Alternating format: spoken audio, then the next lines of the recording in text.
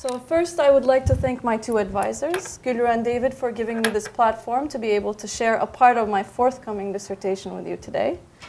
I would also like to thank Andras Riedelmeier, our Aga Khan librarian at the Fine Arts Library. Most of what I'm going to talk about here needed quite a bit of detective work because dealing with foreign names and Ottoman sources always come with considerable paleographic problems, so you come across a name that is only consonants and you have to fill in the vowels. And the linguistically ingenious ways that Andras came up with to find some of these figures in European sources were of great help throughout the research. I will begin by briefly telling you what I will not speak about today. We all use Google as a shortcut these days. I know it's a lazy habit. And to make sure that I remember the title of my talk correctly, I Googled myself 2 weeks ago, and I found that another Harvard site had listed it as an event, but with an accompanying image, a Fragonard-esque, not of my choosing, an engraving of a Thomas Elam, it's a Thomas Elam engraving of women in frilly outfits, prancing around the sweet waters of Europe, or as we know it today, the Kağıthane or Sadabad. They also took away the first part of the talk's title, Apostates in the Garden, especially in the sort of the main title. So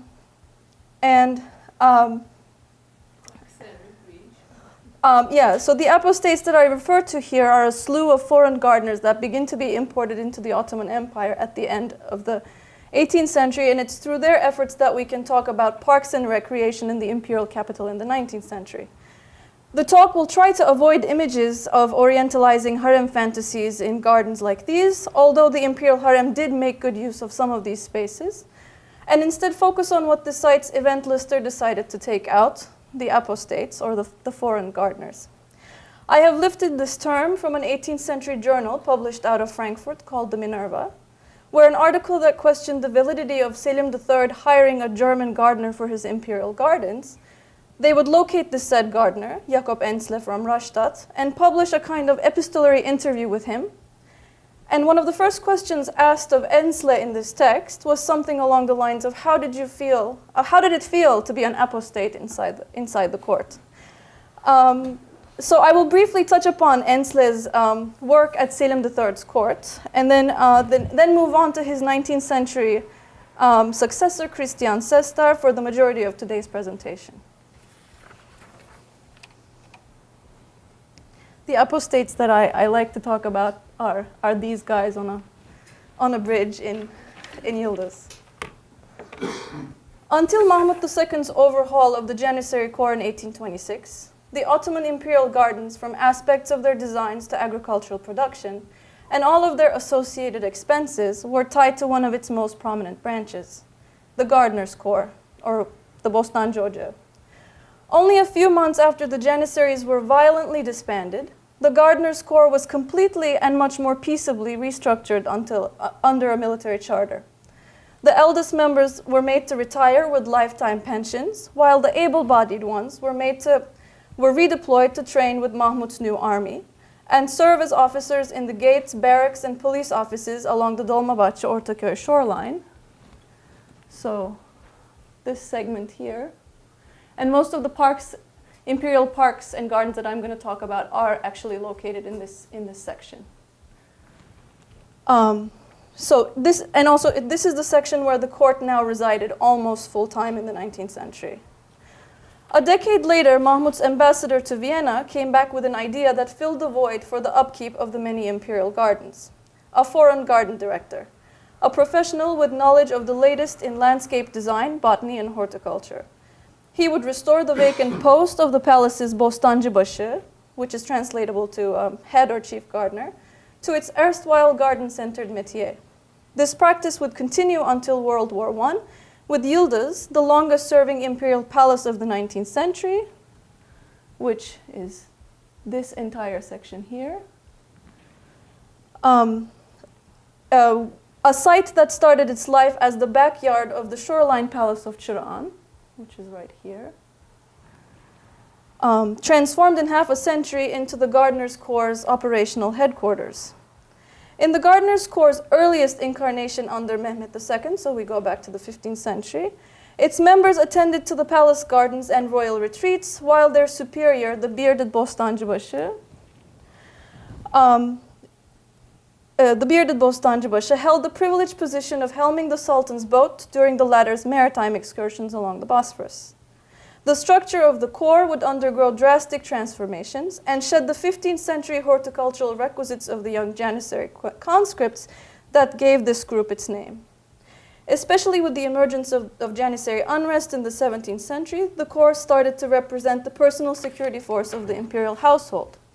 By the time Choiseul Gouffier, the French ambassador to the court of Abdülhamid I, published his Voyage pittoresque en Grèce in 1782, the head gardener had become the police officer of the palace, who presided over the Bosphorus in an austere, no-frills waterfront building, this one, in the immediate vicinity of the Sultan's summer retreat in Beşiktaş.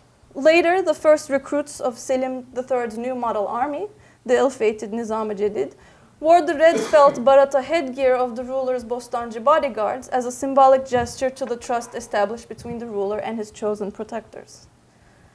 It was during Selim III's reign, in fact, that the court first experimented with a foreign head gardener to design its imperial gardens in the capital. Baron von Herbert, the Austrian internuncio to Selim's court, brought a gardener from Rastatt called Jacob Ensle in 1794 for Selim. Ensle was fortunate enough to be residing with his stepbrother, the distinguished naturalist Franz Boas, Joseph II's botanical gardener and menagerie director at the Schönbrunn Palace in Vienna, during von Herbert's recruitment efforts. This gardener appears to have led many a late 18th century European travelers through the doors of the Topkapı's new sections, conceptualized as summer dwellings and in maps it's often referred to as harem d'été, while maintaining relative anonymity as Monsieur Jacques from Rastatt in their account, and the most famous of them is the Pouqueville text, which some of you may be familiar with. But he himself left a narrative of his time in the Ottoman court. And this is a book that you find in Houghton. It's tiny. It's the German translation of one of the French accounts.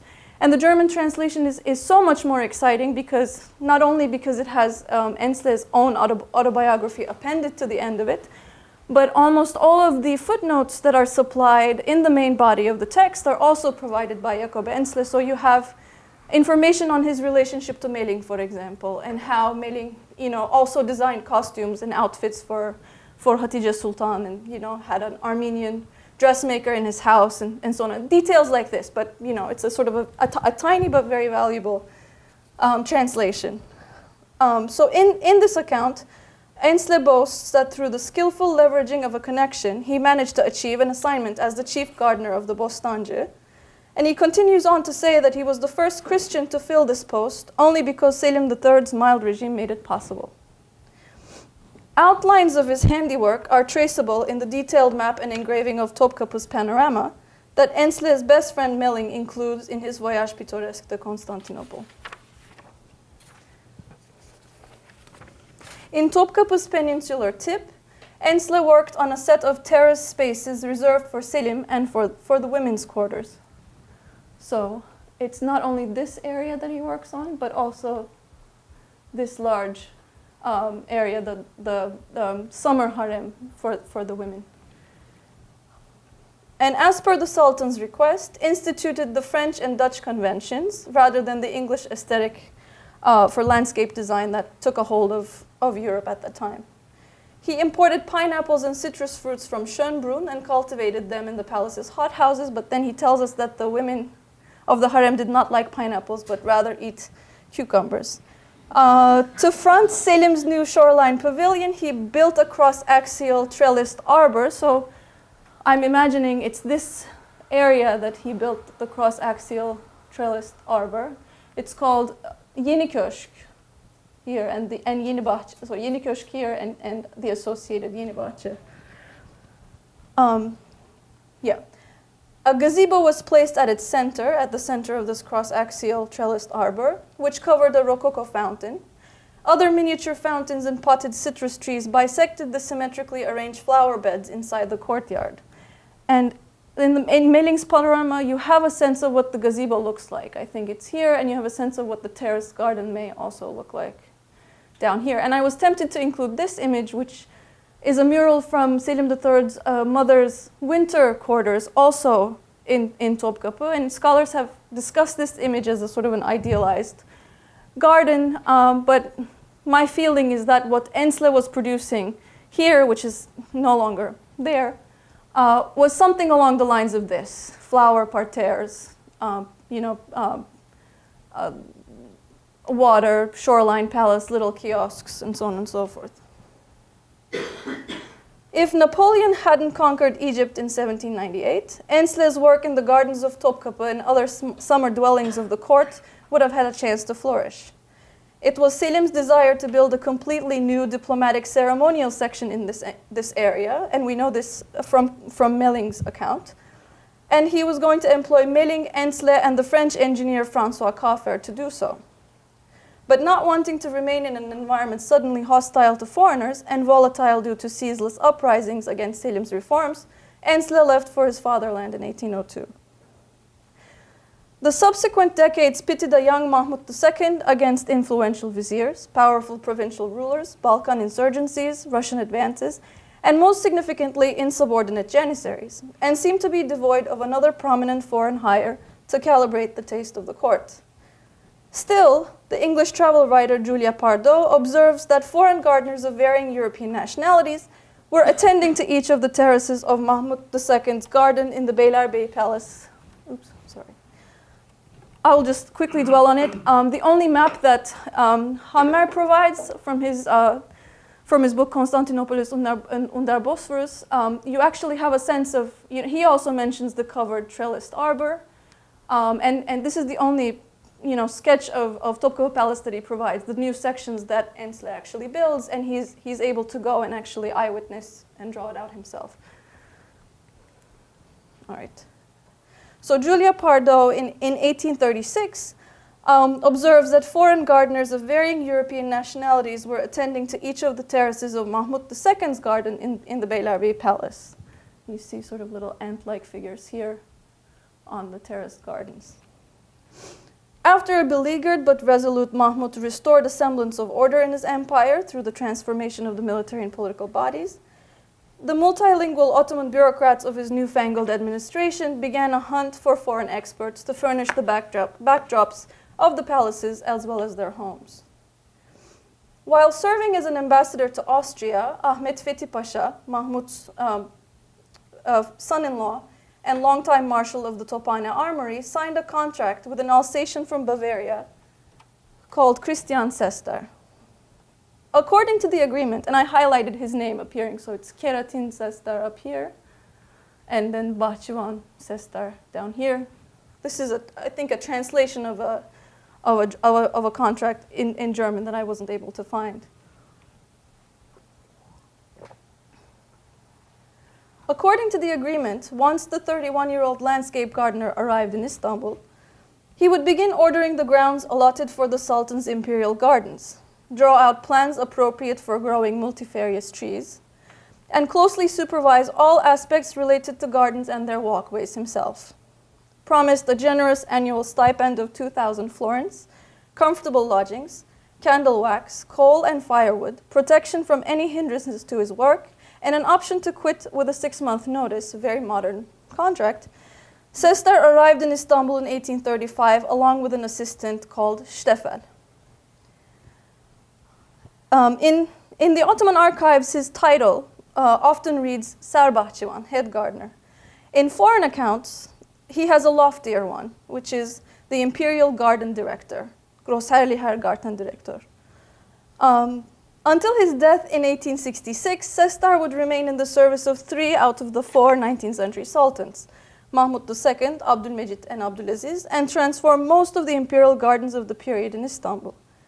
And last night, Jesse had a great analogy. Sester is like Sinan of gardeners for the Ottoman 19th century. This Bavarian parvenu's resume played a significant role in his selection to the Ottoman post. Born and raised in Aschaffenburg, He came from a family of gardeners employed in the upkeep of the picturesque park of Schönbusch, then belonging to Karl Theodor von Dalberg. Dalberg was the prince primate of a confederation of Rhenish states that, in alliance with Napoleon I, had declared their independence from the Holy Roman Empire.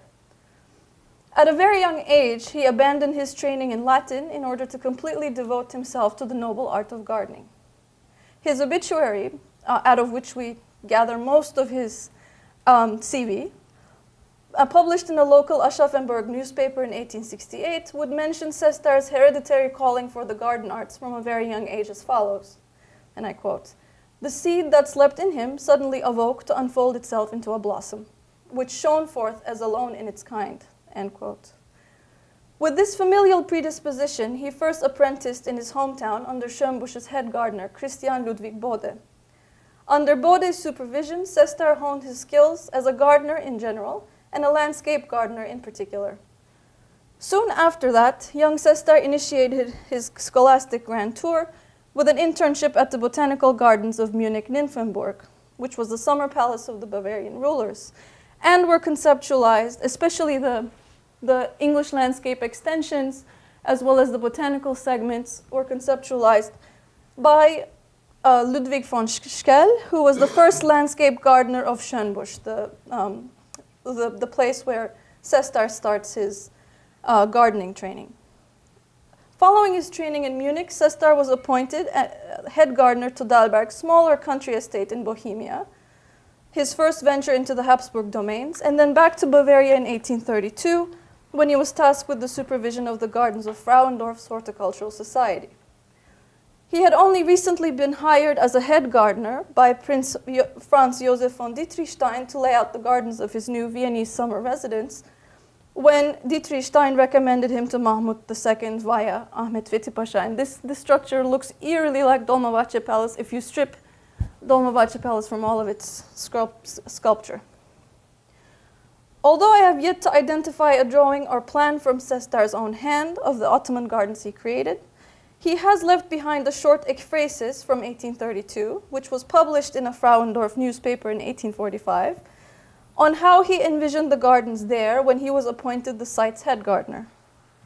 Sestar's erstwhile hosts in Frauendorf heralded him in the news item, which is here, as the artistic counterpart to Mahmud II and Abdülmecit, with a lengthy prologue praising his international success. Now we'll just read a segment of it. "We have not heard from our old friend Herr Sestar for quite some time. What a wonderful direction human faith can take. In 1832, Herr Sestar was still helping to install the gardens in Frauendorf. While this garden was later destroyed by high winds and hail, we can take solace in the fact that the spirit of progress managed to plant a refined taste for gardens in Turkey, in the form of Herr Sestar, placing him at the summit of that country's artistic reform." In Sestar's 1832 ekphrasis, which was appended to this flattering introductory exposé, the gardener describes his walk through the gardens of his own creation in Frauendorf. From a stage-like vast clearing, Sestar enters a steep and narrow path, traced by a thick mass of conifers. With only a handrail made of bark-stripped branches to hold on to, but having nevertheless been seduced by the violets under the shade of a spruce tree down below, he descends while guiding his audience along with his horticultural knowledge of plants that share a symbiotic relationship. Cherry trees against the pine, hardy berries with delicate day flowers, primrose entwined about the pear tree. The experience is so immersive and natural that the environment belies the human hand that put it together. At some point, he comes across a bench where he sits and listens to the sounds of the birds and the rushing creek, and contemplates the moss-covered precipice and beyond.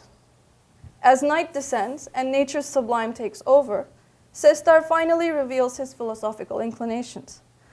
Herder's short work of prose, titled Caligenia, the Mother of Beauty, that inquired into the aesthetic qualities of nature and its laws, and the happy convergences between the findings of an artist and scientist who study them.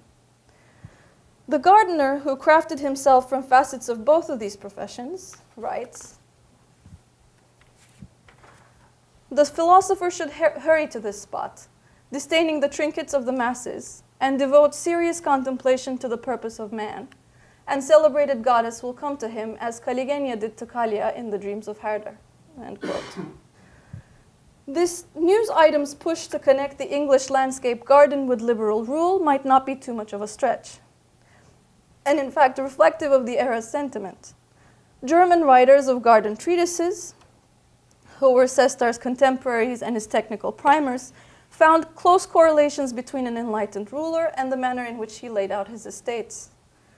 One of the most widely read among these figures, Count von Puckler-Muskau, propounded, for instance, that the ideal garden for an estate owner was the English one, because with all of its philosophical connotations, it contrasted with Le Nôtre's Versailles that had become the paragon of French autocratic rule. By deliberately including the working lands of the ruler, a hint of a peasant's cottage here, a farm there, with untouched nature, the English landscape garden for Puckler-Muskau was a microcosm of the civilized world. So if Mahmud II and later on Abdülmecit strove to make distinctive visual claims about transformations to their rule as reform-oriented sovereigns, it's not unlikely that they went for a similar aesthetic schema as the German gentry. Sestar was also geographically close to these members of the Storm and Stress, so figures like Schiller, Goethe, and Herder. Dahlberg, who was his first patron and his family's benefactor, was a close friend, intellectual equal, and travel companion to Herder when they went to the Alps. And if Goethe's novella Elective Affinities of 1809 is any indication, the patrons of garden estates were also deeply involved in their gardeners' landscape projects. Therefore, Dahlberg's two residences, where Sestar worked, afforded a young garden artist both the practical and intellectual stage to develop his creative inklings.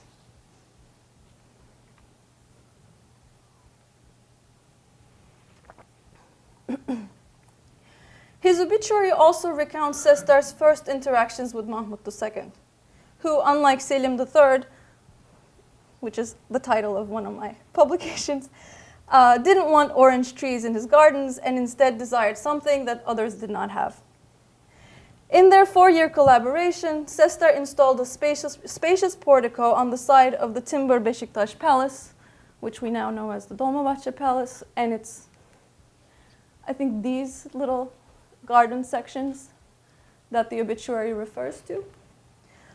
So he installed here a portico under which he built waterfalls with alcoves molded out of grottos and planted flowering evergreens alongside his beloved conifers. The gardener's undertakings did not end with landscaping. He won a building commission for a garden house over the costlier preposition of an unidentified imperial architect, one of the Balyans, probably. But in Ottoman documents, we also see him appear in expense accounts on Sadabad, as well as Ihlamur, which is Abdülmecit's favorite retreat. And you see a bunch of other gardeners along a pond in this great photograph. And he also installed an English garden landscape for Rıza Pasha, who's the Minister of War, Abdülmecit's Minister of War, although we have no idea where his gardens are. It's mentioned in the obituary. But most importantly, the monthly expenses of Mahmud II's wife, Pertev Nihal, list Nemçeli Bahçıvan, which means the Austrian gardener, continually. She tips him continually and in high amounts for the work that he undertakes in her farmstead and smaller pavilion called Yıldız. So the first mention of Yıldız really is through Mahmud II's wife. So Yıldız Köşk here, the little cross-axial kiosk, and then it extends to her farmstead, which was a sort of a walled-in section during Mahmud II's time. And this is a rendering of Moltke's no longer extant map done by the School of Engineering, the Ottoman School of Engineering. So Sestar's biggest contribution to the capital's outdoors was actually his gradual two-step conversion of the ravine-bisected hills behind Mahmud's marble-colonnaded Çırağan Palace into a sprawling romantic landscape. So the first phase of Sestar's work behind Çırağan, this is Çırağan, is this segment here, all the way up to the Yıldız kiosk. And then the second phase will come during Abdülmecit's time, where he sort of completely turns this area into a forested park. So that's the second phase. Under Mahmud, Sestar had to work within the bounds of the traditional terraced aesthetic imposed upon this site's hilly topography by earlier generations, but naturalized these spaces as much as he could by turning the large flower parterres into uneven lawns and adding multiple bodies of water with undulating borders. An undated oil painting from Dolmabahce Palace's collection today, this one, offers us a side view of this hillside garden looking onto the back of the crenellated palace and captures the early phase of Sestar's work.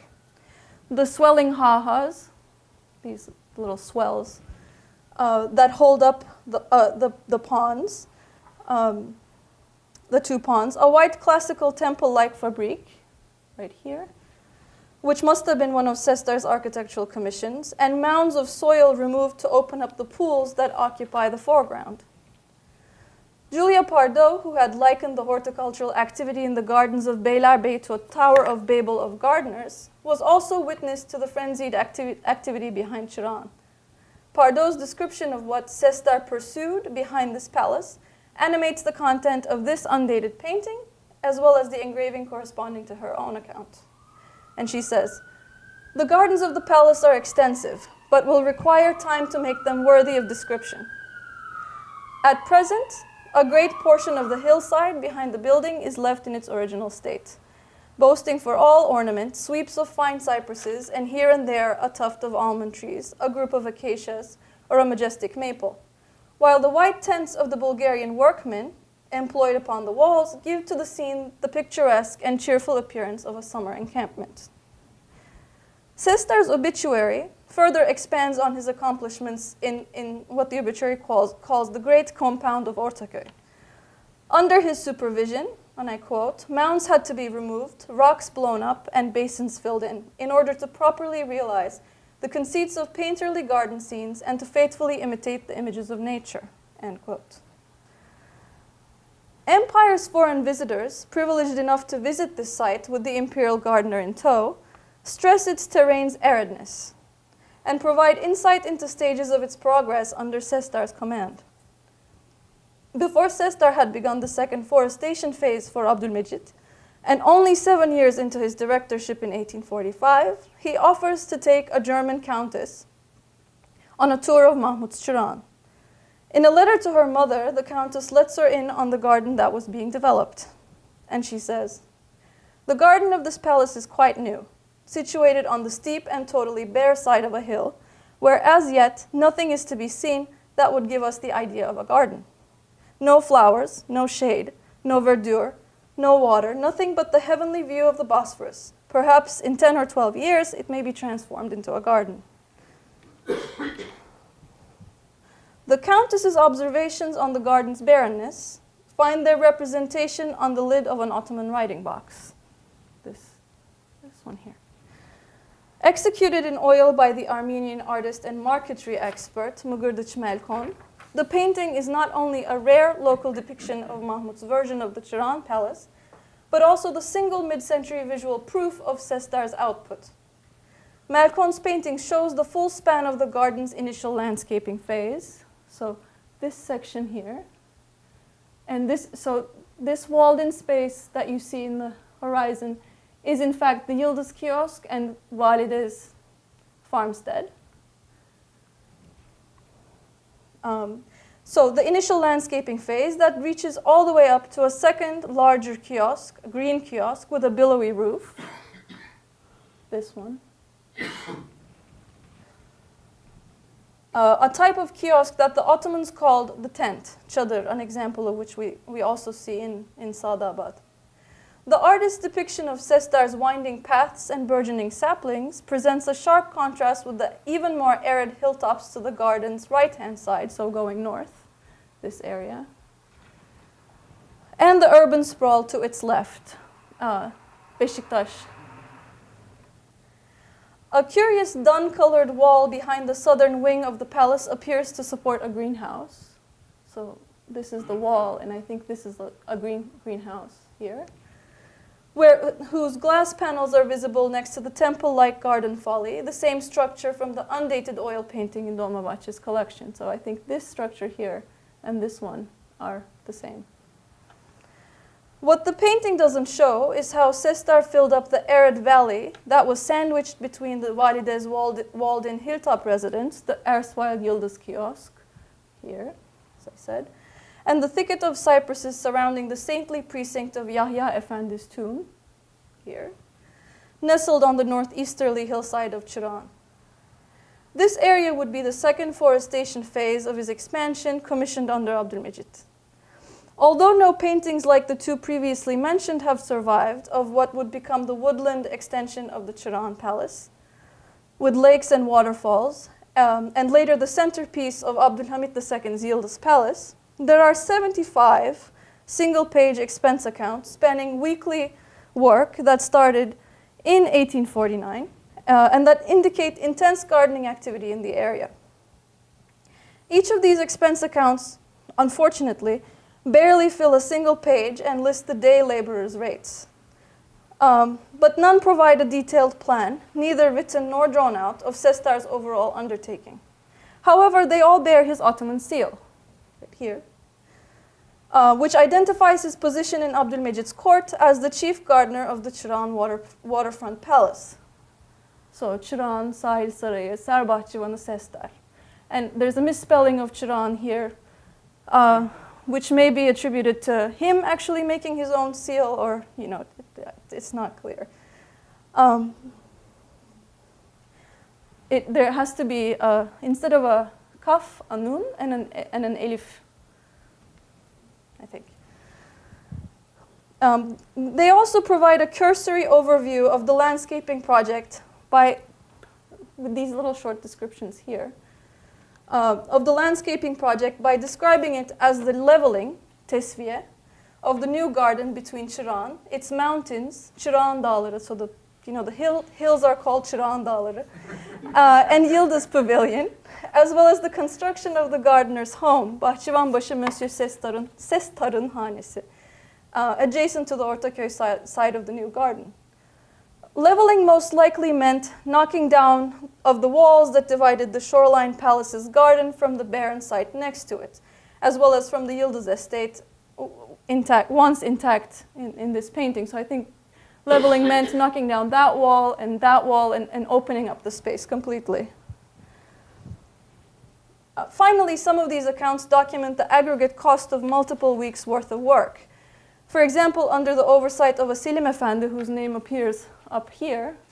And this is just to give you a sense of what the deftar looks like, what the notebook looks like. You open it up hoping to see a lot more description, and you get just a page of, expenses. So Selim Efendi, whose name appears up here, the head chamberlain of the Sultan, the treasury disperses sestar, over 2 million gurush, from the 50th to 130th week.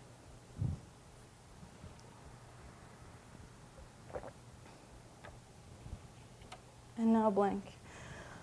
August von Frankl, who was a Jewish Austrian writer and ethnomusicologist, would follow the recommendation of the Ottoman ambassador of Naples and meet this illustrious sestar in 1856 in Istanbul. Frankl would spend time in the gardener's one-storied house, perched close to Çıran's gardens, and describe the place as having, and I quote, a large hall, the windows of which framed the low-lying Bosphorus, offering a huge picture, end quote. Frankl would also emphasize that a house made of stone reflected a certain kind of privilege in Constantinople, where fires are a regular feature, and add that the beautiful house had been constructed by the Sultan for Sestar, whom he loves and holds in high esteem. It was in this intimate space that the Austrian traveler was able to observe the gardener, in full oriental garb, convalescing from a poisoning attempt by an unidentified jealous underling. And the poisoning attempt was actually really severe. Sestar would lose his ability to walk. Mahmud II would import a nice carriage for him so that he could continue his work. And he would often take to the thermal baths in the Alps. The higher, the better. So he would go to Bad Gastein very, very frequently. So Frankel finds him, therefore, in a seated position, not because he's Oriental and he likes to sit. Sestar entertained his guests along with his Armenian Catholic wife, Rosa. Almost 2 decades into his service as a gardener at the time of Frankel's visit, Sestar seems to have created a familial environment inside his home that combined native practices with touches from his homeland. And Frankel writes, "We were presented with food and drink in an Oriental fashion, yet we were also given the opportunity to think about our German homeland thanks to an extremely fine wine from Rhineland." End quote. Overall, Sestar experienced better luck at integrating with the Ottoman court than his predecessor Ensle. The gardener from Bavaria cultivated a deeply personal relationship with Mahmud and his successor Abdülmecit. A foreign member of the court, he still yielded considerable power over a large group of workers. And again, in the Ottoman archives, whenever there's a case of an unruly gardener, he's always brought to Sestar rather than another body of prosecution. And Sestar's obituary adds that while working on his ambitious Ortaköy project, he had already grown strong in the Turkish language, so he must have been able to communicate directly with his staff. The Stolpe map, drawn out between the years 1855 and 1863, and later expanded in 1882, gives us a cartographic sense of Sestar's gardening feats in the area labeled Grossherrlicher Lustgarten, which will become Yıldız, right here, I highlighted. While most other, and his adjacent residence, the one that Frankel visits, is right here, and labeled Imperial Garden Directorate. While most other expatriate court officials like Sestar's contemporary Giuseppe Donizetti, who was the instructor general of the Ottoman Imperial Music, chose to reside in Pera, the garden director combined his office and family home in the privileged zone around the palace. The no longer extant plans and drawings of landscaping projects, I think, were kept here. The head gardener maintained control of his gardeners in a militaristic manner by arranging them into squadrons, all in accordance with their postings among the various imperial gardens of the capital.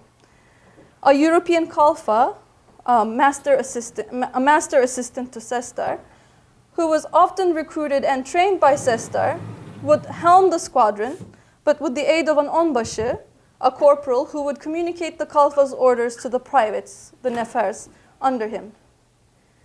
This practice would be sustained into the 20th century, evidenced in the salary registers of the gardeners kept by the Ottoman Imperial Treasury. And now sadness of the missing map. There's an Ottoman map here, imagine, from 1899 to 1900 that actually shows the exact same section as you see here. And it includes Sestar's home and labels it Sabık Bahçıvanbaşı Sestar Efendi'nin hane ve bahçesi, the former head gardener's garden and residence, which the map was drawn out by Abdülhamit's imperial army because Abdülhamit, as a third expansion of Yıldız, wanted to absorb, and he did, this entire Ortaköy section, onto which he builds another imperial mansion, which is this one that you see here, to entertain his diplomatic guests. He also builds a porcelain factory in this garden area and constructs a completely new, even more over-the-top picturesque garden at the turn of the century. The imperial mansion that was built over Sestar's residence under Abdülhamit would continue to be known among the palace officials as the head gardener's pavilion well into the 19-teens and 1920s. It often appears in documents as Sestar's pavilion or Serbahçıvan's pavilion, interchangeable. But I don't think his house looked anything like this. In the empire's new century, at a time when renegades and emigres could acquire privileged posts, Sestar fashioned himself an aristocrat. And from 1855 onwards in foreign accounts, he appears as Chevalier von Sestar. And I think because he actually received a lot of orders, Ottoman orders, and therefore decided his name had to be changed, or his title had to be changed. Taking advantage of the gardener's access to Mahmud II and Abdülmecit, the Austrian ambassador to Constantinople, Anton Graf Prokes von Osten, seems to have employed Sestar as a palace informant during his time in the diplomatic service. Prokes von Osten encouraged Sestar to visit him regularly to share his views on the newly appointed Sultan Abdülaziz. The gardener must not have been in the new ruler's good graces or didn't share the same courtly intimacy that he maintained with the two preceding sultans, so he would describe Abdülaziz to Prokes as ignorant, fickle, heartless, and spiteful. Prokes feared that Abdülaziz would curtail reform efforts to allow more rights for the Christian populations in the empire, which was a concern occupying the competitive agenda of the Austrians and the Russians at the time. The state of the empire's religious minorities affected the gardener's life more personally. As Armenian Catholics, his wife and her family must have experienced the often violent repercussions of the schism between and among the empire's Apostolic, Catholic, and Protestant Armenian populations. More darkness. In the aftermath of the Hungarian uprising of 1848-1849 against the Habsburgs and the influx of émigrés into the Ottoman lands, Sestar provided gardening employment in Chiran's expanded grounds for 6 renegades of the Hungarian army, who were all German volunteers fighting for the Magyar cause. Istanbul's expatriate clubs enabled the formation of these kinds of networks. Hundreds of soldiers of the Hungarian army found their way into the colony-like club run by a young Hungarian baron called Balas Orban. Am I saying the name right? Balas Orban. Who would find jobs for them in the capital.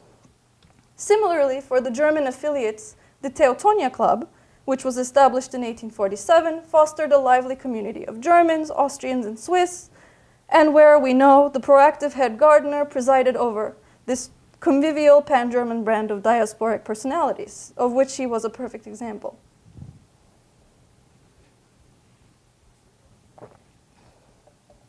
La Turquie, which is a French newspaper published out of Istanbul, announced the gardener's passing a day after he died from an ambiguous apoplectic attack on December 17, 1866. He was interred in a marble tomb in the catacombs of the Catholic Saint Esprit Cathedral in Pangalte, and shares a central aisle with the empire's most prominent Levantine Dragoman families and consuls. So this used to be the main aisle. Sestar's tomb is right here.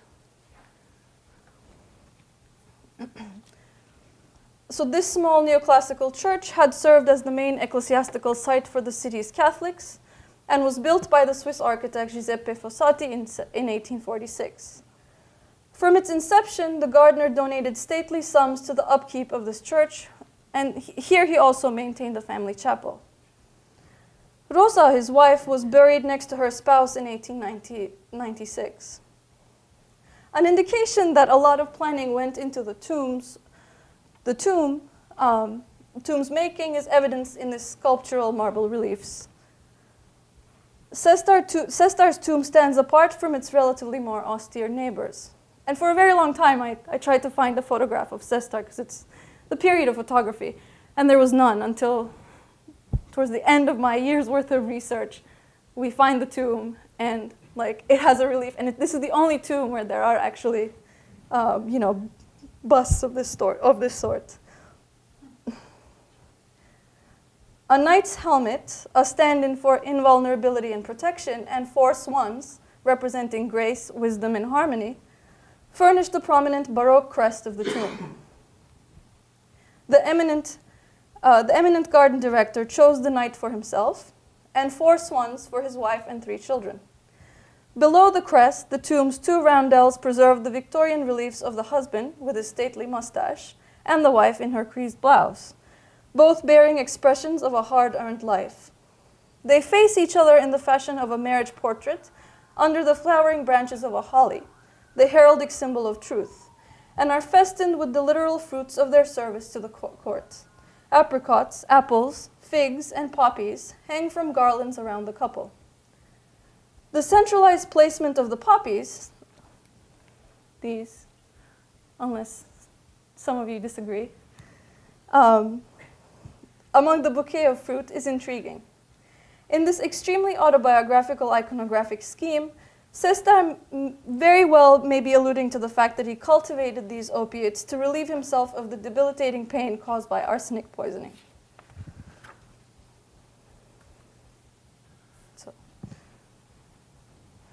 Much as he took in German renegades after the Hungarian Revolution, Sestar brought in a steady stream of his compatriot experts to expand his royal horticultural team. Some of these figures would stay in Istanbul with their families, who would continue the trade for generations. We know, for instance, that two of Sestar's mentees, Prince Wenzel and Heinrich Koch, had opened nurseries very close to the Ortaköy walls of Yıldız. So this whole entire area here were, Koch and Wenzel's nurseries. And this is where Yıldız is. And if you recall, the third Abdülhamit expansion happens in this area. Chiron is right here. So they would open nurseries to respond to the ever-increasing gardening enthusiasts of the city. After Sestar, the post of the head gardener, his German kalfas, and local squadrons became a well-oiled system in the palace's roster of employees. As a side note, a gardener's register from 1883, collated and signed by the very last German head gardener, whose photograph, the only photograph that we're able to find, Adam Schlerf, tells us that the squadrons that made up the gardening corps were exclusively recruited from Albania and the Black Sea province of Kastamonu.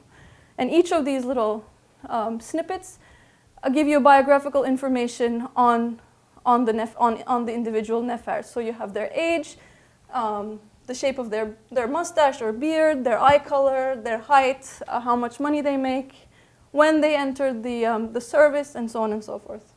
But we can go back to it in the Q&A. The septuagenarian Schlerf would be replaced by a Frenchman, a man by the name of Charles Henry, who was first hired by the court to attend to the state-of-the-art greenhouses inside Yıldız. In a short time, Schlerf would be demoted to become a kalfa, while Henry would be promoted to head gardener, or Serbahçıvan Monsieur Henry. This blonde, fez-donning, and sweetly affable Monsieur Henry experienced the best and the most turbulent decade in Yıldız. Under his jurisdiction, the employees of the imperial gardens surpassed 300 in number, which is quite large. But his managerial charge over gardening troops was brought to an abrupt end when a complete overhaul of Abdülhamit's established court order inside Yıldız was disbanded in 1909.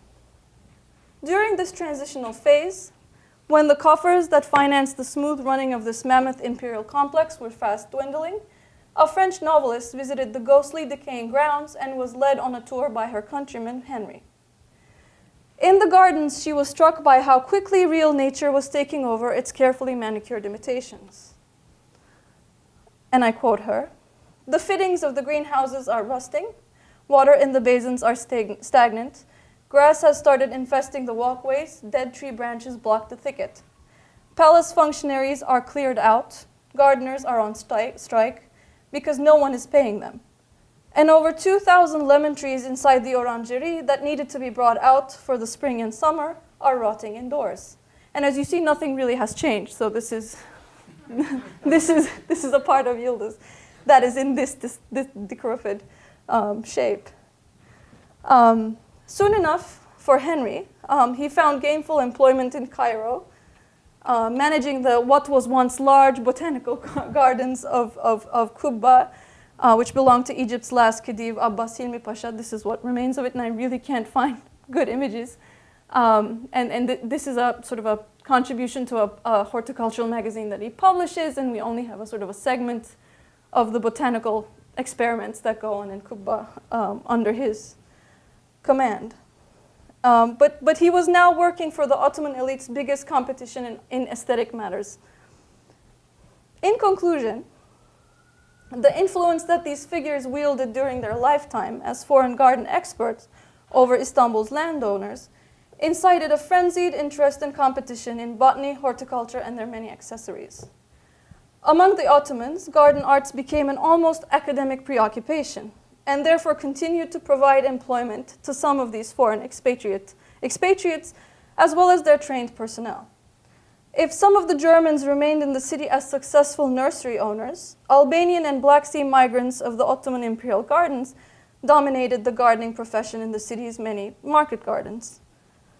Throughout the 19th and early 20th centuries, affluent Ottomans presided over the delicate contents of their own greenhouses, collected gardening books for their private libraries, imported rare seeds from around the world, converted their overgrown groves into picturesque parks, and dotted them with ambitious rockery and miniature pavilions. And these two are from the last Caliph Abdülmecit Efendi's own collection, a vast collection of garden horticulture-related material. And in fact, these are sketches of his own grottos that he makes of his garden. Although this hobby had become a competitive consumer trend, each of these sites reflected the patron's discretionary taste, which negotiated with its designer's training and creative prowess. Neither one ended up looking like the other. Ultimately, however, Yıldız, first as the grove and gardens of the shoreline palace of Çırağan, and through to its final incarnation as the last Ottoman palace complex, remained at the center stage of the city's overall fascination with the picturesque and the subsequent rediscovery of Bosphorus's topography. Thank you.